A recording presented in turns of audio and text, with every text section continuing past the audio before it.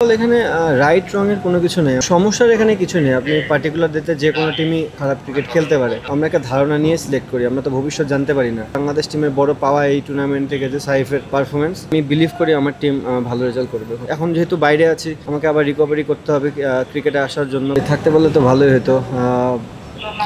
Asia কাপে যদি আমি বলি যে বরাবর পাকিস্তান, ইন্ডিয়া পাকিস্তান হচ্ছে বিগ ম্যাচ, এটা সবাই জানে।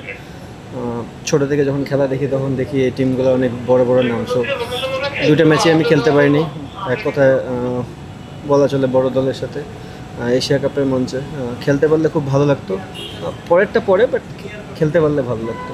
দাদা, বাংলাদেশ দল খুব ভালো রিদমে ছিল এবং আমরা শ্রীলঙ্কাকেও হারালাম সুপার 4-এ। তারপরে আসলে একটা ছন্দপতন, দুইটা ম্যাচে এমন একটা পজিশন ছিল যে আমরা জিততেও পারতাম, ইন্ডিয়া এবং পাকিস্তানের কথা। আপনি যাওয়ার পরে টিমের মধ্যে আসলে ওই ছন্দটা, ওই রিদমটাও আসলে দেখিনি। মানে কি এমন হলো আসলে ওই জায়গা থেকে পাকিস্তানের সাথে ম্যাচটা আমরা হারলাম, 135-70 রানের টার্গেট ছিল। মানে আপনি তো দেখেছেন আসলে কি সমস্যা ছিল বা কি হলো? না, সমস্যার এখানে কিছু নেই। আপনি পার্টিকুলার ডেতে যে কোনো টিমই খারাপ ক্রিকেট খেলতে পারে।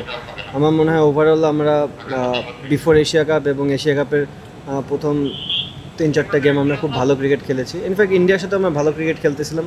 আনফর্চুনেটলি আপনিও জানেন যে তাদের স্পিন কোয়ালিটিও খুব ভালো ছিল এবং তারা খুব ভালো জায়গায় বল করছিল, যেখানে আমরা কোপ আপ করতে পারিনি এবং ওটা ডেলিভার করতে পারিনি। বাট পাকিস্তানের সাথে আমরা সবাই বিশ্বাস ছিল যে আমরা যে রান টার্গেট ছিল ওটা চেস করব।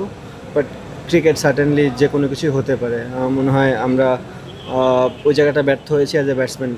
দাদা, সাইফ হাসানকে পিক করা পপুলার চয়েস হয়তো ছিল না, বাট ও আসলে প্রুভ করেছে যে আপনারাই হয়তো রাইট ছিলেন। সাইফের ব্যাটিং নিয়ে কী বলবেন? অ্যাজ এ ওপেনার আসলে সাইফকে কীভাবে রেট করবেন? ফার্স্ট অফ অল এখানে রাইট রঙের কোনো কিছু নেই। আমরা যখন প্লেয়ার সিলেক্ট করি, আমরা একটা ধারণা নিয়ে সিলেক্ট করি, আমরা তো ভবিষ্যৎ জানতে পারি না। বাট একটা ধারণা ছিল যে সাহেব যে স্টাইলে ব্যাটিং করে আরব আমিরাতে এটা কাজে লাগবে। বিকজ আমি আগেও বলেছিলাম যে সোজা ভালো খেলে, সো আর যারা সোজা ভালো খেলে আরব আমিরাতে কাজে একটু বেশি দেয় এবং সে মাঝখানে 1-2 বলও করতে পারে, যে প্ল্যানটার কথা আমি বলেছিলাম। তো সে খুবই ভালো ক্রিকেট খেলেছে। ইনফ্যাক্ট অ্যাজ এ বাংলাদেশ টিমের বড় পাওয়া এই টুর্নামেন্টে গেছে সাইফের পারফরমেন্স। আমি আশা করবো ও যেন এই কন্টিনিউটা ধরে রাখতে পারে। আগামীকাল থেকে আফগানিস্তান সিরিজ শুরু, বাংলাদেশের আশা কীরকম দেখেন আসলে দূর থেকেই? না, আশা তো আমাদের প্রিপারেশন খুবই ভালো। আমরা এশিয়া কাপ প্লাস যেহেতু ব্যাক টু ব্যাক ওখানে গেম খেলবো, প্লেয়াররা ওখানেই আছে। কন্ডিশন সম্বন্ধে এখন আর কোনো সমস্যা নেই, টিম সম্বন্ধেও জানা আছে বিকজ আমরা একটা ম্যাচ খেলেছি ওখানে। সো আমি বিলিভ করি আমার টিম ভালো রেজাল্ট করবে ওখানে। দাদা, আপনার আপডেটটা যদি একটু বলতেন। ওয়ানডে তো আপনি খেলেন, আসলে টি-20-র বাইরে আসলে ওয়ানডে কিন্তু আপনাকে পাবো কিনা কিছু? এখন আপডেট কিছু জানি না। আপাতত আমি দেশে আসছি, ফিজিওর সাথে দেখা করি, কথা বলি, দেন তারপর জানাতে পারবো। দাদা, মানে সব কিছু মিলিয়ে আপনি এই টুর্নামেন্টে ছিলেন, শুরুটা খুব ভালোই করেছিলেন। আসলে দেখা যায় টপ 5 রান গেটারের মধ্যেও আপনি ছিলেন। এই কনফিডেন্সটা আসলে বড় মঞ্চে পারফর্ম করা কনফিডেন্সটা আসলে পরবর্তীতেও কাজে লাগে কিনা? যদি আপনি লাস্ট ম্যাচ খেলতে পারেন না, বাট পরবর্তীতে আমাদের ওয়েস্ট ইন্ডিজ আছে, তারপরে ওয়ার্ল্ড কাপও আছে, তার আগে আয়ারল্যান্ড সিরিজ আছে, কাজে লাগবে কিনা? দেখেন, ক্রিকেটে আপনি কনফিডেন্স, আমি যেটা বললাম, আমরা একটা ধারণা নিই, আমরা একটা কনফিডেন্স নিই। বাট কনফিডেন্সটা ওই দিনে কাজে দিবে কিনা বা ওই ধারণাটা আপনার কাজে দিবে কিনা এটা পার্টিকুলার ডেটেই বোঝা যাবে। বাট অবশ্যই আপনি যখন বড় মঞ্চে যে কোনো পারফরমেন্সই করবেন, এটা আপনাকে একটা আলাদা মোটিভেশন বুস্ট আপ করবে। আমি ট্রাই করবো, বিকজ এখন যেহেতু বাইরে আছি, আমাকে আবার রিকভারি করতে হবে ক্রিকেটে আসার জন্য ভালো মতন। যে সিরিজটা খেলবো সেটাও আমার জন্য চ্যালেঞ্জিং হবে, কারণ অনেকদিন পরে আবার খেলবো। তো দেখা যাক, আমি তৈরি আছি এটার জন্য। আমরা তো বাইরে থেকে দেখি, আপনি তো নিজে অধিনায়ক ছিলেন, দলটাকে দেখেছেন, দলটাকে আসলে কী রকম দেখছেন? আর জাকির আলীর অধিনায়কত্ব নিয়ে মূল্যায়নটা?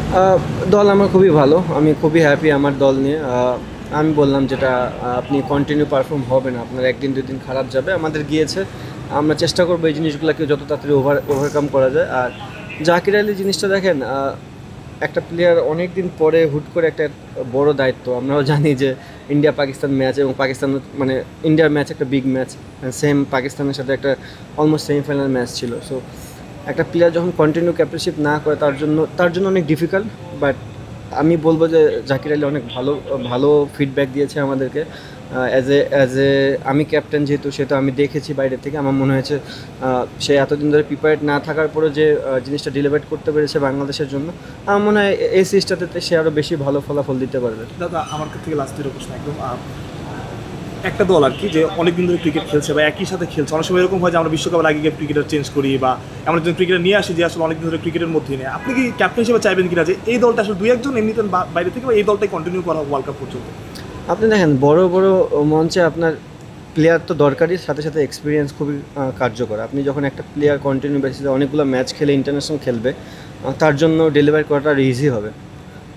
তো চেষ্টা থাকবে বাংলাদেশ টিমে যারাই খেলুক না কেন, একটু সিনিয়র প্লেয়ার হোক বা যারা কন্টিনিউ বেসিসে ম্যাচ খেলতেছে তারাই যেন খেলতে পারে। জিনিসটা এমন না যে কোনো নিউ কামার আসবে না, বাট প্রেফারেন্স যখন থাকবে যে আপনি বড় ইভেন্টে যাচ্ছেন, আপনার ম্যাচ উইথ প্লেয়ারটা খুব দরকার। একটা লাস্ট প্রশ্ন আসলে তানজিম হাসান সাকিব, মানে একটা সময় দেখতাম যে তানজিম হাসান সাকিব মিডিয়াম পেসে 20-25-30 বল করতো, বাট এখন সিনিয়র লেভেলে আসলে এখন 140-45 বল করছে। আসলে ওর উন্নতি আসলে আপনি কীভাবে দেখেন? ডেফিনেটলি খুবই ভালো। এখন বাংলাদেশে আপনি অলমোস্ট অনেকগুলো বলারই আছে যে 140+ বল করে, এটা খুবই ভালো একটা পাওয়া বাংলাদেশের জন্য।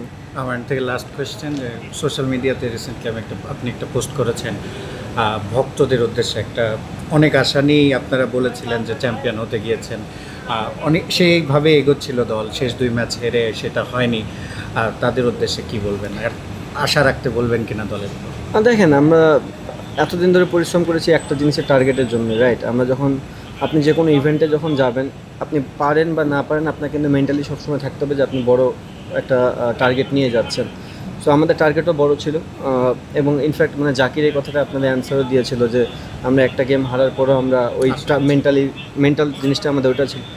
অদূর ভবিষ্যতে আমাদের এটাই থাকবে, আমাদের টার্গেট থাকবে, বাট অবভিয়াসলি আমাদের কিছু কিছু জায়গায় ল্যাকিংস আছে, সেই জিনিসগুলো নিয়ে কাজ করতে হবে। আপনি বড় মঞ্চে কনফিডেন্স দরকার, সাথে সাথে স্মার্ট ক্রিকেট অ্যান্ড আপনার ভালো পারফরমেন্সটাও খুব দরকার। সো আমরা এটা নিয়ে প্রস্তুত হওয়ার চেষ্টা করব, যেহেতু সামনে আমাদের ওয়ার্ল্ড কাপ আছে, আমরা চেষ্টা করবো ভক্তদের জন্য। ভক্তদের জন্য একটা জিনিস ভাইয়া, আপনারা আমরা জানি যে আমরা সবসময় আপনাদেরকে হয়তো বা মুখে হাসি ফোটাতে পারি না অ্যাজ এ প্লেয়ার, বাট আমাদের চেষ্টা কোনো কমতি ছিল না এবার। আমরা অনেক পরিশ্রম করেছি, অনেক চেষ্টা করেছি। হোপ যে আমরা নেক্সট টাইম এই জিনিসটা পূরণ করতে পারবো। Thank you.